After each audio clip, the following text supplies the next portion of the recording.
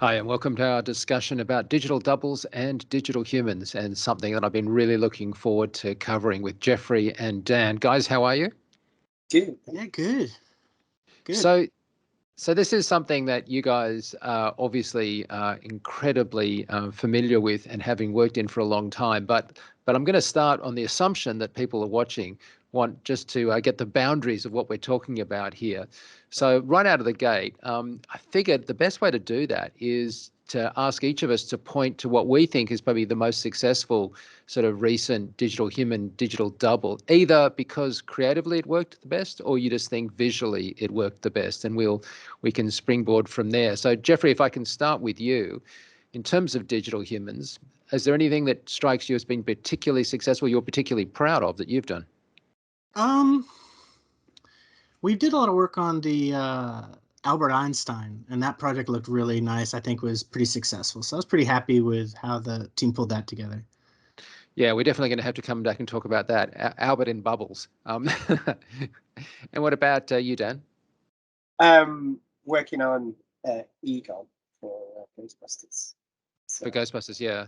Yeah, a personal highlight. particularly strong play, and one that worked incredibly well for audiences. A bit of a surprise. Spoilers if you hadn't seen the film, but you should have seen it by now. Having that character come back, and in such a respectful way, was a terrific thing. So, so when we think about digital humans, I guess the thing for me is it breaks down into a lot of different areas. So I'm going to see if we couldn't walk through those. Now, first of all, we have to have a character. And so to this end, obviously we can sculpt a character, but we can also look at scanning them and capturing them. And so I was wondering, Jeffrey, if I could just start with you. I know Dan's a rigger. I'm going to get there, mate. But Jeffrey, starting with you, like making these characters up, when clients come in and talk about them, like that really has moved a lot in the last, say, 5 years, hasn't it? Oh, absolutely. I mean, the old-fashioned way, I guess, was what, like sculpting from a bunch of photos. And we had to do probably about 10 years ago, did like a Chow Yun Fat, and there was the facial scanning tech back then was primitive at best. So you would get clunky stuff and have to scan. And there's just the evolution now to what you can get. Just is I mean, it really is capturing reality, and it's really good. It's an interesting problem, isn't it? Because there's, I guess, two things we're going to have to come into in a minute. One is producing that digital double, that digital duplicate that is indistinguishable from an actor or somebody in that kind of photo real sense. And then there's also quite a lot of applications where we want something that's really good, obviously, but it's not necessarily quintessentially important. Maybe a bigger importance is interactivity, and that they could be real time. And I know that's a lot of work that you've done. But yeah, so what about you, Dan? What do you think, like the state of the art on capturing these characters in the first place, making these faces and digital humans? Yeah, I mean what we've been like light stage and clear angle, for example, two technologies that give us good scans, good models, but also good skin properties. A really accurate diffuse map where you've removed all of the reflection, and then the specular map contributes to that. Being able to capture lots and lots of facial expressions through those systems. And then going back a few years, we had MOVA, where we're capturing performance. So you had skin compression, and we get that from Medusa, from Disney technology. But yeah, more and more we're getting more fidelity and more data, and it's essential really for getting that detail, getting that convincing quality. Yeah, I don't know if you'd agree with me, Dan, but it seems to me like we got there quicker, obviously, on doing a still. Like we were getting the ability to make a still that looked really good. But that motion, like having that, not just that the expressions were right, but having the right transition between expressions, and the fact that they were nonlinear, they were very subtle, and our brains are just so highly tuned to reading micro expressions that when those transitions didn't quite stay on model, we were very alert to that fact. Yeah, that transition, and trying to I simulate a little skin on top so that you get nice stretching and nice puckering and wrinkly, but also the shading side of things, making sure that you feel blood flow is working, when the skin tightens, and the blood's pushed away and things get paler. Techniques that aren't necessarily purely from capture, they come from observation, and then us trying to come up with techniques of measuring the stretch of the surface and using that in the shading. Yeah, I think one of the really difficult things for anyone that's doing this kind of detailed work is that, or maybe if you join a team doing this kind of work, appreciating, because those that are in it, you guys know this really well, it's actually really hard sometimes to see what's on the screen. And what I mean by that is, like you were just talking about blood flow then, like sometimes I react to the fact that the character is blushing, has like a flush response, and I'm kind of reacting to that, not seeing that, if you know what I mean. Like obviously I'm seeing it, but we are so trained to interpret the face. We see faces in clouds, we see, faces everywhere. And so it's almost like you're having to really, I don't know if you'd agree with this, train yourself to see what's actually happening rather than be human about it and interpret what's happening. Yeah, studying slow motion footage of little micro eye dots, little things that how much the eye would sort of ever so slightly rotate, as it moves, that you don't really see until you slow down some footage and zoom in. But if you reproduce that in your CG character, as you say, you sense it, you feel that there's something there that you can't measure without really noticing it. And Jeffrey, the thing I find fascinating about digital humans is that, like, Dan and I could talk for hours, as it were, about like getting this micro expression stuff, right? For a great character that you guys maybe produce as a feature film element, right? But you've also obviously got huge personal history and development of interactivity. And the thing that I find so fascinating about this is that while on watching a video of a character, I might be so completely caught up in micro expressions, almost when I'm interacting with a character, it's like a different part of my brain is being processed. Like you get in the moment with the character, and I don't care about the fidelity of their eyelashes, which is just insane to me that it's like the same kind of medium, the same everything, and yet we act so differently as viewers. Yeah, I mean, I couldn't agree more. A lot of the work I've been doing, just because, a lot of the stuff we're doing over here is on the commercial side. So our timelines and budgets are much smaller, but we're still expected to, make these likenesses. But with the real-time stuff that we're doing a lot of and trying and asking for that, we've found that stylizing those characters allow us to, get over that uncanny valley. And the thing you're describing, we found, how stylized you can go really doesn't matter, because people at a certain point, there's just a tipping point where they're just like, okay, they accept it, and it can be a clumsy looking CG character, but if it's tracked and the face rig's all done right, and when it's and your call and response is immediate, no one even questions it. It just is. It's a living person because of how it's performing and how it's playing back. And yeah, no, I think that's a great observation and something that we're really tuned into as far as, especially in real time, trying to bring these realities and bring these characters, these lookalikes, where you're fooling people, right? And that's a tough thing to do. So then I don't think that's happened until just recently in the last couple of years on the real time stuff. Yeah, but I mean, there's nothing. So I guess the thing is sometimes people are like apologetic with real time. It's like we couldn't get it quite looking like, but I've actually been, talking to people, and especially like younger people, and you get this sense that they don't care if it's real or not. They just want the experience to be authentic. And I think that's where the craft that you do comes in, because you have to basically provide us an authentic experience. And you can't just go off some photorealism kind of pixel comparison thing to determine whether you've got that. You have to get the experience to work. And if that's authentic, they buy it. Absolutely. I mean, it's a connection like anything, you and I talking right now, there's a rapport and everything. And I think once you have that with what, it can be a sock puppet, the same response, people really react to that. And so yeah, it's so much more forgiving. And we've learned to appreciate on the real-time side stuff, because it's so interactive and that connection is there, that human connection, you can feel it. Yeah, I guess there's a level of interactivity for the creative team and the director, and for that matter, the client, in kind of how quickly you guys can work with them. And then there's that experiential interactivity if you are actually making something that is going to be live. And I know it's not a digital human, but I'm going to get back to that. But I want to take a detour through the Mascot that you did, because that was an astounding example of engagement with something that was in no way real. Just quickly, can you outline that for people? I mean, yeah, I mean, this was probably about 6 years ago, right? When I started to think of this idea, but the idea was real-time engines were getting powerful enough now that you could really honestly take and leverage production assets and drop them in the engine and they could be responsive. And so it just became ways, it became like a branded way for us to try different motion input devices. We tried everything. We had puppeteering. I think our first wave of the Mascot was all puppets.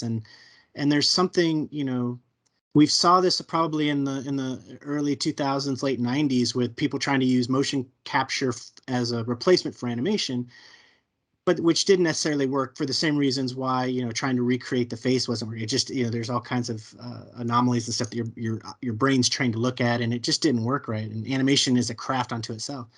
But when we brought it into puppetry and brought it into performance and really tried to find a new way to take old language that people are used to seeing, visual languages, everyone understands puppets and understand how they work. In the same way we're talking about, stylizing or lower res characters, we found that they're acceptable. People don't sort of criticize them at the same level that you might a full production CG, high-end CG thing. We were finding that was the same with motion. If we got into goofy puppeteering, we could sort of be much more forgivable with these characters and have cartoony motions, because everyone knows when a little puppet comes in, or even a guy in a suit, we'd have performers come out there and rather than we were doing everything we could to break the fact that it was a human, and stylize that motion in a way, because that stylization, just that anything that departed away from the one-to-one, made it all the viewers then immediately just got it. You recognized it as a thing. So Mascot was just a branded term back before we were calling things virtual production and all this. We really didn't have a name, and we were just sort of playing around with that. That's all it was. It's more of a philosophy in our team of just like trying out how do we do performance nowadays and live for everything, because we're using it everything from recording it offline and then using it in a traditional VFX production, all the way to live streams on Twitch with fully articulated real-time characters, and so everything in between. So it's been an experience. It's been no pun intended. It's been an interesting experience seeing that the whole time for the last 15 years, we're always trying to move towards reality, copying reality. When we get there, we're actually now trying to move away from it to sort of bring it back. It's hard to explain, but to bring it back around where it became acceptable. It's appeal is sort of the term that I throw around, as that's it, it's either appealing or it's not, and you see some really beautifully crafted photoreal human heads. And then the minute they start talking or moving, they lose that appeal, and I think that's the thing that we're trying to capture. And I think Mascot was an answer to that. And and I'm still on the pushing forward of like, how do we start telling fully animated stories in this, in these methods of, and I know it's, we're talking about digital doubles and stuff, but I think it's all been this sort of photoreal digital double has always been this holy grail, especially in CG. And now that I think that it's been successful in many attempts. Now we're seeing it trying to happen in real time. And I think with the whole conversations around metaverse and how we're going to use these characters, I think the spectrum of what these characters and these digital doubles are going to be is exciting for me. So, yeah, because as you say, that was a few years ago, many years in dog years, but many years in computer graphics in one sense, and yet it was so powerful. I remember interacting with it myself in a setup in LA, and it was just engaging. That's just the word. So what I was going to say is, like, Dan, obviously you're doing stuff with Ghostbusters and stuff where we have to totally suspend disbelief of a dead guy talking, who we know is an actor that isn't around anymore, in a movie about ghosts. So the bar for realism is incredibly high and incredibly complex, but they are kind of also converging, right? Like, we want to have the emotional response, and I guess that's some of the areas that we're going to explore in a second. But I said I'd come back to you on rigging. So how how well do you think, Dan, we're set up at the moment just technologically? Because it seems to me rigging these characters to be able to provide those performances is perhaps the least standardized area of the entire pipeline, an area that you've got a lot of experience in. But I mean, you know, like you can't really exchange rigs with other companies if you're on a project together. Like it's No. an art form. Yeah, there's a lot of proprietary tech. You know, we write our own plugins. I mean, I've been using Maya for decades now, and since coming to MPC, which is 15 years ago, you know, I've been helping to write plugins. We've got a huge suite. Things like our facial rigs are built on lots of different elements of that, lots of different custom things that we can't share with another vendor because it's, you know, it's completely our own, it's completely bespoke. But it has allowed us to do things that you can't do with Maya out of the box. You know, the way the shapes blend together, have a sort of non-linearity, and you know what we're talking about from when moving from shape to shape and trying to get that believability, the velocity of the verts and how everything moves together. We've got, you know, our own blend shape nodes that help us do that. As far as the control system goes, it's something we've evolved over the years, and we've kind of like, again, it's not interchangeable to another company, but what I have noticed over the last 5 or 10 years is a common language for what a facial rig is, and fax shapes, facial action units, being a kind of an interchangeable term, and every company knowing what a lip corner puller is, and you know, upper lip razor, because these are all terms from the standard Ekman fax document. And that's helped a lot, because it means that if you do have 2 vendors working on one project, there is certain things that we can interchange. You know, you might not be able to interchange the rig itself, but you can interchange blend shapes, and the work can be shared. And if 2 companies are both working on Pikachu, you know, we can both share the setup the way we did.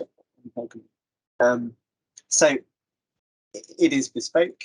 There's a lot of custom tech, but there's also a common language and a common approach in some respects, I think, together. So, I mean, obviously, if you've built a complex rig as you guys have, that a character animator can work, then that's great. Like it's got that flexibility. But we do want to still have live capture of data. And I think one of the big problems there is, like, it just seems to me such a very sort of small set of points that we're trying to use when we do these things. Like if we're talking about somebody in a mocap suit, like there really aren't that many points that you're then trying to derive human motion from. I mean, it's actually kind of an absurdly small number. And even on a face, you've got the ability to kind of track features, but then again, even if you put dots on the face, even if you covered the face, you'd only have like 100 dots, and that would be like, again, a very small actual sample set of data upon which to derive. I guess my question is, you know, how far do you think we still have to go in working out ways of getting that input? And are we at a point that tech is kind of running out of room and we need to move to machine learning or whatever else to get that more dense data space? Well, what I've been finding is, I mentioned Nova earlier and Medusa, and that's basically giving you an animated mesh. It's not really giving you a measure of what those fact shapes are. How much is the lip corner popping? How much are we raising our cheeks? It's purely a moving mesh. It's great if you want to 100% reproduce the actor that was scanned with that performance as it was. But you can't change that performance, or if you do, you introduce inaccuracies and it starts to look strange. What I've been actually playing, I recently got an iPhone 13 Pro. I've been playing around with the facial capture and the data that, you know, gets saved off, just having a look at it, and it's pretty much blend shape animation data of like whatever it is, 50 or 70 blend shapes. The naming convention's a little bit different to what we use for fax, but it's pretty close. We create a mapping for it. And that was quite eye-opening to me, is that actually in an iPhone, I've got a pretty good capture device that could work well with a sort of facial animation approach. So I think, there's some inaccuracies there. It doesn't give you everything. I can see that, that trajectory improving of that measurement. And I'm sure, Jeffrey, from your real-time experience, it's getting there. It's getting better and better. Absolutely. I mean, you're absolutely, the iPhone's the coolest thing in my arsenal for all that stuff, just because it's a $1,000 all-in-one supported camera software. It's like, it's everything. It's just for like the low end when we're doing, especially during the pandemic, we did a lot of character work from home, and we would everyone would be networked out, and rather than everyone converge on a studio stage and do it in a volume, we were adopting, non-volume solutions, and the iPhone was a big part of that. And the AR kit stuff that they have on there, you're right. It's not, they've made their own sort of AR kit standardization, which we have adopted in the same way that you might adopt fax or something like that. And then been able to even do things to that information and bring it in and control all sorts of things on the face. And, but it's, there's these real-time virtual influencers who are just solely using the iPhone, and the like we were talking, the appeal and sort of the engagement that they get just with that doesn't feel crude. I mean, it feels really emotional and can get through quite a bit, even at just such a rudimentary capture stuff. And then of course it just gets better with the if you have a camera and beyond AR kit for that. But yeah, I'm with you. The iPhone, the AR kit stuff they've done is amazing. I mean, I'm pretty sure it would be a good block, for the type of work that I've been involved with. It would be a good animation block, quick get it down, and then it could be refined and polished later. Yeah, I mean, it's astounding when you think about it, because the phone is having to do the initial step of actually even working out where your face is, because it's not like a head-mounted camera rig that is fixed relative to my skull. It's wobbling around with my hand as I'm kind of vaguely aiming it at my face. So first it has to find my face, and has to stabilize my face. It has to work out what angle it's looking at my face, and then, of course, has to do all the rest of the stuff that you guys have been talking about. So it is remarkable. But can I push you even further and say, so what about the other side of this evolving technology, which is neural rendering and machine learning and inferring a face, rather than the traditional model, which is, or the traditional pipeline, which is, basically model, texture, light, and render. And in the inference model, we're basically doing a statistical guess of what the face would look like at any particular time, at any particular angle. I mean, this, Jeffrey, it's an interesting thing, but also it plays kind of into real time, because training may take forever, well, a few days, but it can normally play very quickly. Yeah, absolutely. I mean, again, that setup is something that we're excited to push into and do more of. I mean, the coolest stuff I've seen with that we've actually been using is like what NVIDIA's been doing lately with their Omniverse stuff, and they have this like audio to lip sync stuff, and that's all sort of machine learned driving, and that's like magic when you see how successful that is. The biggest thing we're seeing is just getting a system that, yeah, you train it and then being able to have it play back at runtime. I think what that is and what so we're playing with that, but yeah, it's that up. Is it hard to Is it hard to keep up, Dan? Is it like hard to, because everyone must walk into you and say, Dan, hey, this incredibly new thing was just shown. How does this work? And you must be like, how the heck would I know? I haven't been allowed out of my office. Yeah, I've not played around with any neural networks yet. That's for sure. But, guys, the stuff they did. Oh, sorry, Mike. I was just gonna say, like the stuff that they're doing with like deepfakes and stuff. There's an application to that. Like just in the latest Mandalorian that they did, and how they're able to bring back young Luke Skywalker and have him do full dialogue and stuff was pretty pretty amazing to me. The whole time I'm scrutinizing, like how the hell did they do that? Like that's incredible. So it's I think you're just seeing more and more applications of where people are starting to push into that and stuff. But I'm excited. Yeah, I can imagine if that's those techniques kind of sew up and put an end to development into very realistic double, then it comes back to what you're talking about in terms of appeal and performance, and more non-human or fantasy characters. Still becomes the challenge. It would be interesting to see how a deep fake sort of approach could work with a non-human face. So, yeah, and also I think the controls are a big aspect here. Like one of the things that I think was so marvelous about the work that you did in Ghostbusters is what a genuinely warm performance the digital character delivered. And of course, this I think is something that we don't discuss enough, which is how much the facial and character animators are delivering an acting level performance, because we get sort of caught up in the tech and how cool it looks and how great it looks. But if I didn't think that that character cared about his daughter, then the end scene in Ghostbusters doesn't work, and it totally did. Do you want to talk a little bit about performance, Dan? Sure. Yeah, I mean, from my point of view, and from the actual, the hands-on work that I'm doing, my team is producing a rig that allows an animator to create that performance. And then the amount of effort that we put into observing how the wrinkles work, and how the skin wrinkles and how the blood flow works, the animators are, they're studying the reference actor that was on set. They're studying all of the past performances, and they are recreating something magical, something that you can't, as you say, kind of learn from a neural network. So I think that's what's always impressed me and driven me from my rigging background through to what I do now, is having that kind of supporting someone else to get their work done and to do something amazing.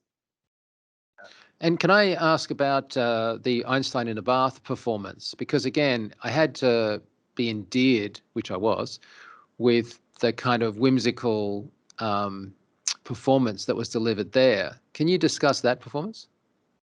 Well, I think, that's I mean, I'm like, how do you mean? Like, yeah, it was because they have it's like a head replacement. You have a stand-in, right, who's able to be directed and who's a performance actor and look alike and that whole thing. So you're able to, the best performances are going to be able to be directed, right, interactively and stuff like that. Like, so I think you do that. You have, the director goes with the performer and really gets that performance. And if it works with that, then it's gonna, you're gonna have a really good foundation to sort of build on top of.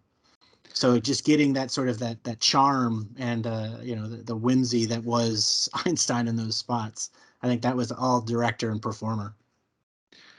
A couple of people have commented that it's kind of fun in computer graphics, and especially around digital humans and stuff at the moment, because there is this great sense of stuff being changing constantly, especially when we come to rendering.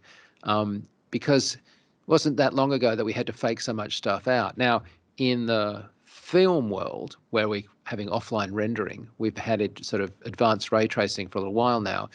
In the real-time world, we're now getting that as we move from, say, UE4 to UE5, and the kind of the advances in NVIDIA's providing with real-time ray tracing. So I'm wondering if you could, maybe I'll start with you, Jeffrey, if I could start discussing this idea that the team is now responding to these sets in terms of lighting with what I'm going to call lights as opposed to tricks. Because it seems to me that a lot more of the lighting now can be done by saying, hey, it'd be really nice to have a big area light off camera just to the left there, rather than, hey, I need to tweak this, setting here so much. I mean, you're absolutely right. And it's, it's always been that way, at least on the commercial side, is we cheat everything, even when you can just flip on the, global illumination and just everything looks right, we still cheat everything. So, that's been cool. It's been cool to see it on set when they go for virtual production in a volume. And in the same way you're describing, is they may want certain kind of reflection. They're using it as a lighting tool as much as anything, and being able to have that be interact. So it's CG taken into the real world, and the language is still very CG, I think, especially as you have these experienced lighters coming from CG and stepping into these real-time VFX roles and taking, you know, their years of experience. So that, you know, how that all is, but then you're not waiting for anything. And you're right, you're not, you know, the settings of how many samples and all that kind of stuff, that's not really a discussion initially, right? It's sort of, everything's just sort of, once that's sort of set, you can go in there and really move the lights around. And there's nothing better than interactively moving lights, and you're getting sort of your pixel finished picture as you're swinging, you know, lights around, stuff like that. That's super cool. And down at the other end, given that we are now modeling so accurately the way light is interacting and bouncing, subsurface scattering and stuff is being like really fine-tuned and stuff. I mean, how much is that? How much is everything having to lift its realism game? In other words, you know, the BRDFs, everything else has to be much more physically plausible, if not physically accurate, because everything now needs to sort of work off the basis of, I guess, real world physics more than tricking numbers in a sort of an old school sense. I guess it's just a different approach of knowing that these are the maps that we need, you know, to plug into the shader. If you want to do the skin shader, you need to have all of these maps in place, and you treat your specular roughness like this, and you make sure the skin diffuse is like this. And it's almost like skin shading per se hasn't changed so much in the last few years, but the ability to get accurate reference of how skin should respond under certain lighting circumstances, because that's essentially what we're doing, it's matching reality. So things I mentioned earlier, like light stage and clear angle, if you've got a study of your head with the light moving all the way around, and you can see exactly how much the light is scattering through the ears, you can see exactly how much the sheen is across the cheeks, and when the light is hit, and then you can reproduce that lighting in CG. You put your CG head in there, you run the same light rig, and you can match 1-to-1, you know, and just check your values. But I mean, I think some of the like subsurface stuff came through a couple of years ago, obviously, and as you know, improved obviously since. But yeah, but there are things like what is happening with eyes, for example, and the way that the eyes are playing with light, and the fact that there sort of bounces off cheeks that go into the eye solution, and these are like very complicated refractions, and yet obviously we look at eyes a lot, and so getting those eyes to work and defeating what, you know, only what a few years ago used to be the major criticism, right, which was these digital characters had dead eyes. That was the thing that people kind of pointed to, and I'm not seeing that. Your work these days has, dare I say it, sparkle in the eyes, and I don't mean that in a literal sense that you've got pinging highlights, but they seem alive, right? And a lot of that has to be coming from the rendering as much, well, I guess off the modeling combined with the you know. There's an interplay between the model, the texture, the shader, and the rigging of it, so that, you know, the flesh is sliding over the corneal bulge, the way you model the cornea and the sclera, and you know, the maps that blend off from cornea into sclera, and the way that, you know, we do a lot of tweaking of the subtleties of the curvature of the eye, and the interplay between these meshes. And going back to the reference of, you know, the light moving around the head, making sure that the light is scattering in the right place around that. That's what they call the sclerotic scatter, you know, where you get this kind of backlight just around the iris.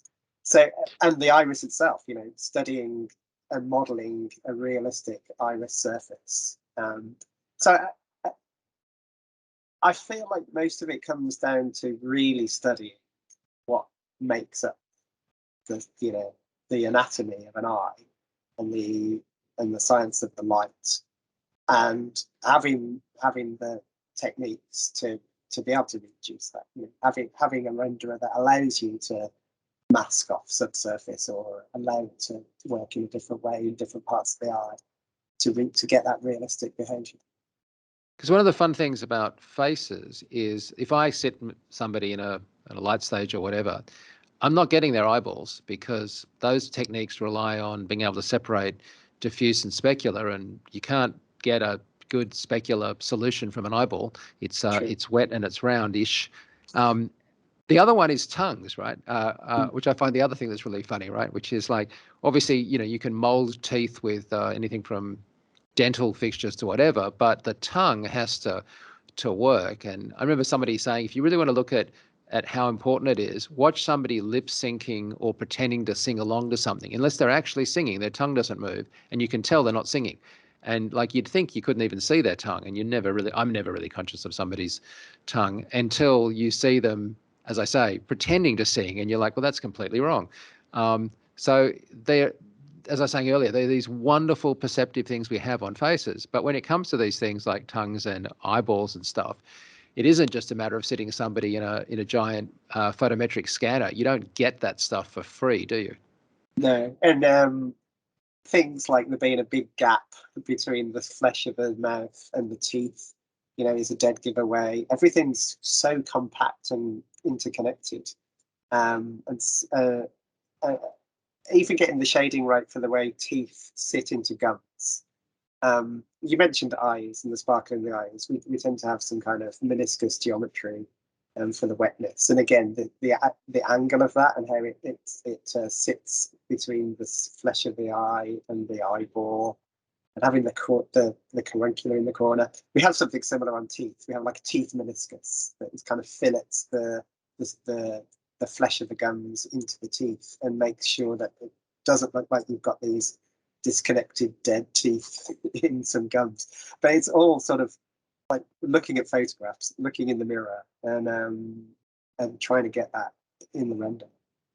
Yeah, teeth are one of those things that they're always challenging. That for some reason they always are one of the harder things for us. It's just the way that they, like you say, I think it's how they fit in and how everything moves around. It's such a structural thing, and you have all of this soft body moving and contorting around, and that you're still maintaining that form. And what people tend to do is just distance it a little bit so you eliminate crashing, which then the teeth are a dead giveaway, I think. Glad to hear and I you do say love that. how hard it is to know what's wrong when you're looking at those things. I remember being with the client who was like, the upper teeth aren't moving enough. And we're like, the upper teeth are fixed to the skull. They don't move at all. But it's very hard to verbalize when those things look wrong. But so you get these kind of either no notes, like it's just not good, or wrong notes, like, animate the upper teeth more. And you're like, what? But like determining that stuff is really difficult. And yet, as I say, sometimes in some examples with like real time and stuff, I find you can get so caught up in just whether the sentiments and the experience are that you kind of just drift away. I feel that's that obviously we want both, right? We want things to be able to look as real as possible, but also we want the, as I said, the authenticity of the performance. So when it comes, Jeffrey, to clients and what they're interested in at the moment, leaving aside all this technical discussion we've had so far, where are you finding the interest for deploying characters away from feature films? For the real-time space, I think it's like we're seeing a lot of branded characters. So we're doing with cartoons and Lego characters and M&M characters, and all of these are being adapted. So it's a lot of mascot, like literal branded mascots, and that kind of stuff is a big ask because everybody wants their character to have call and response or have a Twitch channel or whatever. We're seeing a lot of sort of VTubers, and those are like they've been in, out in the East in Japan. They've been out there for years, but we're seeing sort of like westernized VTubers now in the last 5-6 years, and they span a whole range of styles, and some are pretty good. Now with metahumans and this kind of stuff, accessibility to more plausible, realistic humans just have a broader access, and so you're seeing a lot of that. And then we've been asked to do some really interesting digital doubles in real time, and trying to, it's always with an eye to how real can you get it? Can you fool someone? Can you actually? So all of ours are usually commercially based, entertainment based, but I've seen a lot of people looking for like I don't know, talking heads. There's a lot of like corporate needing, like help desks or corporate videos kind of stuff. And we're seeing though they're looking to bring either, anonymous characters that are, they don't really exist, but they look human, or recognizable CEOs and stuff coming back out. So, you're seeing them pretty much anywhere you can imagine you would have a live actor. Now they're looking to, how can we do that? and I'll just say real quick, there's one specific case I'm thinking of is there was, the sort of e-gaming industry has this entire league of gaming athletes that they compete and they do all this thing. And now they're starting to look at how do you control those? Because those athletes, if they get to a certain level, these gamers, they can change teams and they get traded, and and so your sponsor, the owner of those teams, are having trouble sort of managing these gamers because they're not fully under the control. So now they're looking, well, maybe we'll do virtual influencer or virtual gamer where it's totally corporate owned, but it's so behind the scenes is your sort of ranked gamer plan. So we're seeing that as well, like, a way for a brand or a company to take ownership of the face of what they're putting out there as athletes. And I don't know, mixed feelings about the what that means for the actual performer in that, but it's interesting because it's driving a lot of innovation into how pushing realism in these spaces, because there's just, gaming, everybody has money for gaming. I'm sure you've been in countless meetings over the years where people talked about brand personality and what the brand stands for, and like this idea of a persona almost of the brand. This is being actualized and visualized in a very kind of literal way, isn't it? And so there must be a lot of competing interests in both making that authentic, but also making it, I don't know, sanitized and sort of right, and walking the line of being still relevant as well as sort of ticking all those boxes at a corporate level can't be easy. No, I mean, that's right. There's the two kinds, right? You have certain brands like Slim Jim who will, they'll go crazy, and the stuff they're able to do is people respond to it because it's that sort of anti-corporate behavior, and what they're like, man, we're going to do what we want to do, and that's works for them. And then there's the other brands that are looking to make sure that they have brand appeal, and so everything is censored, and it's very it's very thought about, very marketed and stuff like that. It's interesting to see how those go on, and when you have these discussions with the performer, and especially if the performer is the voice of the character, and they're basically the scripted stuff is like they go off scripts so much because it's live. They're set with all these like rules of like what you can and can't say, and you have to sort of then you dive into these characters way deeper. If you want to know what the Wendy's mascot, the little red-headed pigtail, they'll break it down from top to bottom on what her opinion is on everything. So when you have a performer performing that, they have to know this character. So it's really embodying these characters in a really new way that I just haven't seen before, because you have to. You're basically bringing on a spokesperson who's just happens to be digital, I think, at that point. But everything else, it's owned and controlled by the brand. So I think it's just really which brand you're working with and how cool they could be, You're kind of doing the onboarding HR of digital employees, aren't you? That's exactly right. And there's there's an interesting thing that now goes on, because there's a lot of discussion talking around diversity. And one of the topics that I'm very interested in continuing to learn about is like, now there's an interesting interesting situation coming up that I've seen multiple times, where you may have a Black digital character or a person of color in any way, and now you have all these sort of responsibilities in how you're going to perform, who's going to be the performer of that, and and the voice and what you're saying. And so that there's all this sort of ethical moral sort of new conversations around performance, and who's going to be the performer and who you're performing for, and all that kind of stuff, which I find super interesting, and really I don't think anyone has the answer for it yet. I mean, I think No, I agree.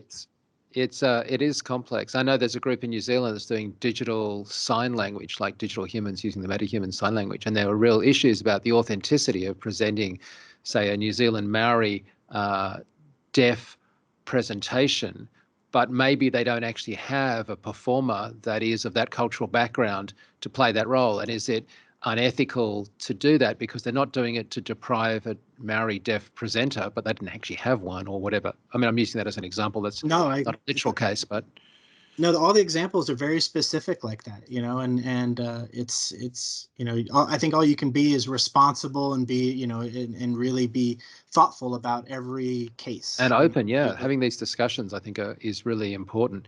And Dan, I wonder, the other end is the technology getting to a point that we can see much more of I mean, for example, if somebody came to you, presumably from the studio tomorrow, about doing a Ghostbusters high-end type show, and I don't mean like a Saturday morning, I mean like sort of HBO major streamer type level stuff, getting fully digital humans into that away from the more specific application of feature films.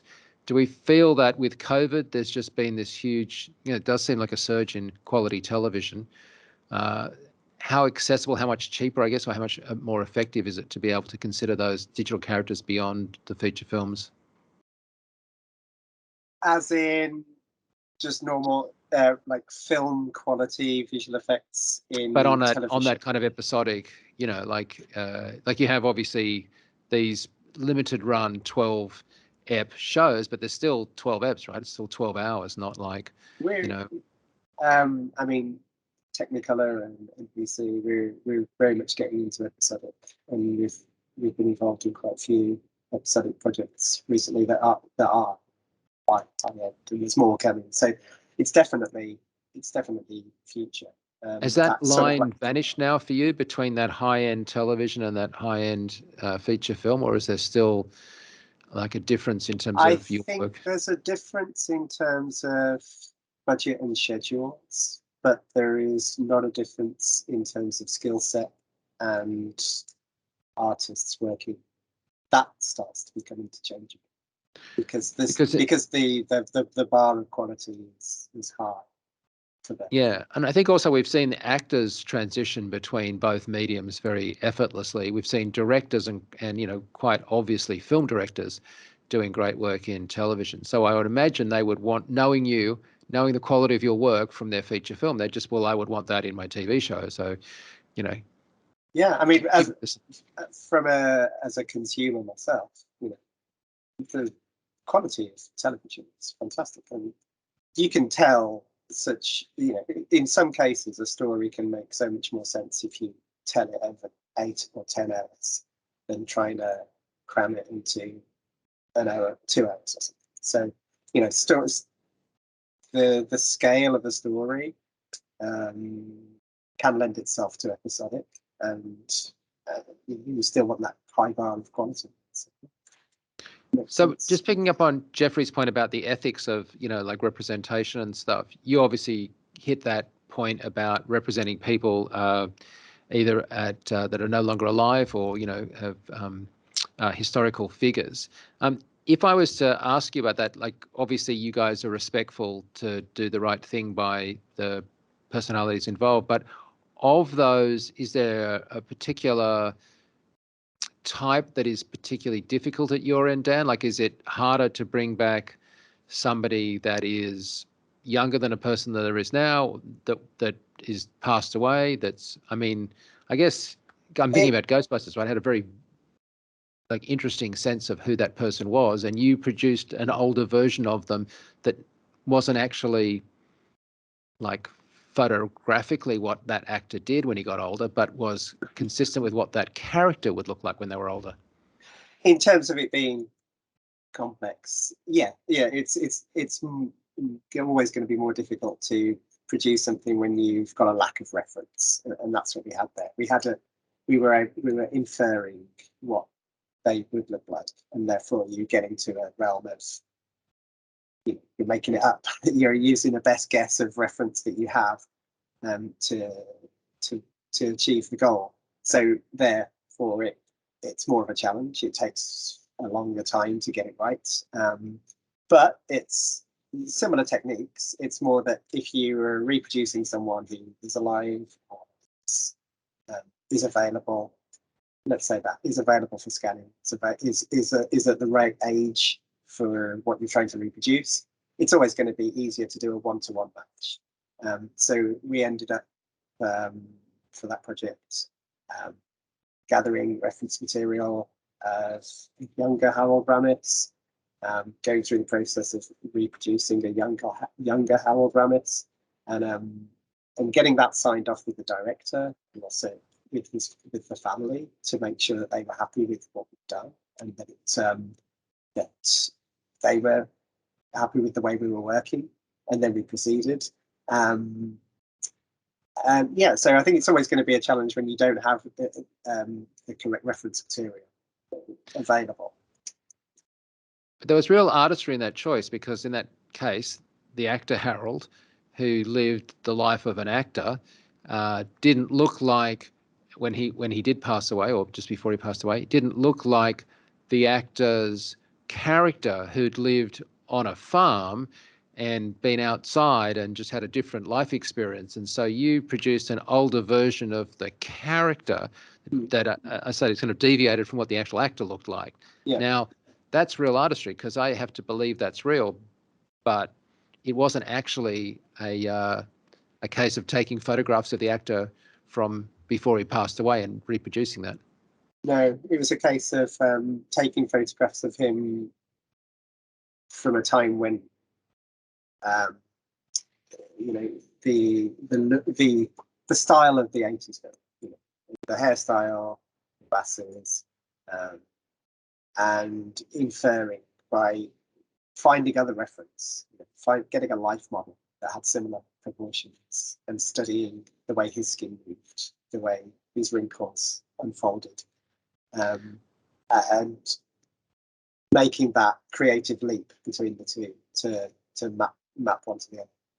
And is that harder than doing, say, a Winston Churchill, which is somebody we all know but actually don't really see in moving imagery a lot, and so we only have a kind of a vague, I think a much less specific idea? There are sort of, I'm wondering, like, is that almost like you need a caricature of somebody like that, right? You need to find what the zeitgeist is that is Winston Churchill-ish, as opposed to doing a perfect Winston Churchill.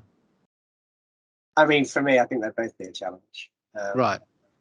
But yeah, I don't think either of them are an easy project. They'll each have their own challenges, because, as you say, people have got their own impression, their own version of what Winston Churchill would look like, and you need to tap into that. Because I think we've touched on a few times in our discussion, like, you think that it's a technical exercise to produce these things, and God forbid you think there's a button you press that does it. But in fact, in all of these things, in the performance, in the lighting, and in just the way that the character looks, these are all a bunch of tools that very, very skilled artists are actually then interpreting in ways that it's just art. I mean, it's not anything, it's no tick a box and pixel check this. It's really just getting the essence of something, isn't it? Yeah, and it's all of them working together as well as a team. And it's not just the blend shapes, it's not just the base model, it's not just the skin, it's not just the animation, it's not just the light, it's all of these elements at a high level, or working in tandem and having evolved over a series of months to get that.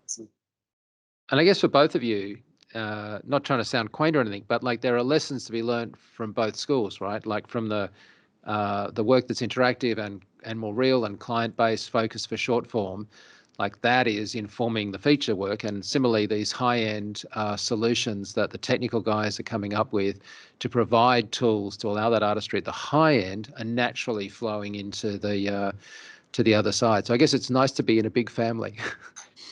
Absolutely. Yeah. I mean, it's a craft, isn't it? And you want to, I mean, filmmaking is a craft, and then CG's and doing this, and you want to surround yourself with the most talented bunch of guys and girls you can, right? Like, that's what it is. Well, it's been great talking to you guys. Thank you so much for taking time out from your days. I know we're in weird time zones from all around the world, but hey, that's, I guess, the modern age for you. But yeah, it's been great talking to you both. So thank you so much for taking time. Thank you. Thank you, Mike.